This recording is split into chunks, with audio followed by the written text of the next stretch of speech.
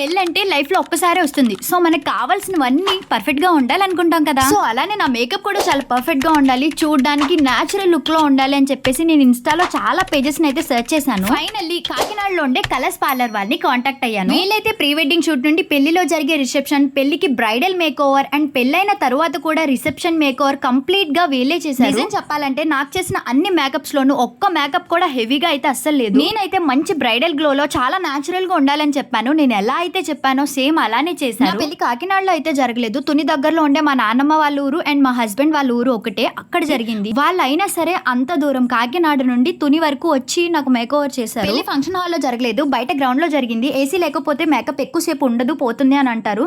కాకపోతే నాకు మేకప్ మాత్రం మార్నింగ్ వరకు అలానే సెటిల్ గా ఉంది. మీ గైస్, మీ బిగ్ డే కి వీళ్ళు చేసే మేకప్ కి అయితే మీరు అస్సలు డిసప్పాయింట్ అవ్వరు. వీళ్ళైతే ఆల్ ఓవర్ ఇండియా ఎక్కడికైనా వెళ్ళి మేకప్ చేస్తారు. హెయిర్ స్టైల్ నుండి సారీ డ్రిప్పింగ్ వరకు అంత పర్ఫెక్ట్ గా కావాలనుకుంటే ఖచ్చితంగా మీరు కలర్స్ పార్లర్ వాళ్ళని కాంటాక్ట్